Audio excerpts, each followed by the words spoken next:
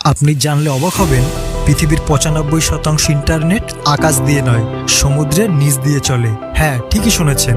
হাজার হাজার কিলোমিটার লম্বা সাবমেরিন কেবল সমুদ্রের গভীরে বসানো আছে। এই কেবলগুলো এতটাই লম্বা যে সবগুলো একসাথে জুড়লে পুরো পৃথিবীকে কয়েকবার ঘুরে আসতে পারে।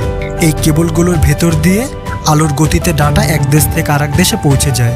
আর মজার ব্যাপার হলো, এই কেবলগুলো এমনভাবে তৈরি করা হয় যাতে সমুদ্রের চাপ, পাথর, এমনকি হাঙরের কামড় থেকেও রক্ষা করতে পারে। সমুদ্রের এমন গভীর জায়গাতেও এই কেবলগুলো বসানো থাকে যেখানের গভীরতা পৃথিবীর সর্বোচ্চ শৃঙ্গ মাউন্ট এভারেস্টের উচ্চতারও কাছাকাছি। আমরা যদিও ওয়াইফাই বা স্যাটেলাইট ব্যবহার করি, কিন্তু আসলে পুরো পৃথিবীর ইন্টারনেটের আসল ভরসা এই কেবলগুলোই।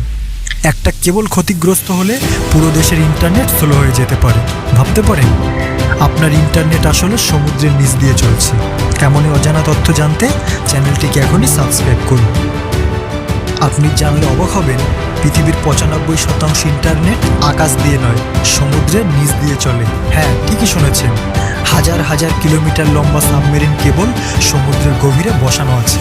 এই কেবলগুলো এতটাই লম্বা যে সবগুলো একসাথে জুড়লে পুরো পৃথিবীকে কয়েকবার ঘুরে আসতে পারে।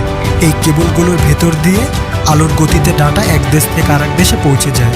আর মজার ব্যাপার হলো, এই কেবলগুলো এমনভাবে তৈরি করা হয় যাতে সমুদ্রের চাপ, পাথর, এমনকি হাঙরের কামড় থেকেও রক্ষা করতে পারে।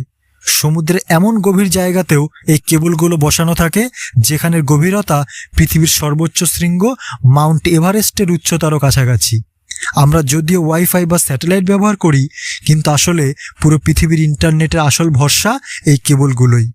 একটা কেবল ক্ষতিগ্রস্ত হলে পুরো দেশের ইন্টারনেট স্লো হয়ে যেতে পারে। ভাবতে পারেন, আপনার ইন্টারনেট আসলে সমুদ্রের নিচ দিয়ে চলছে। এমনই অজানা তথ্য জানতে চ্যানেলটিকে এখনই সাবস্ক্রাইব করুন।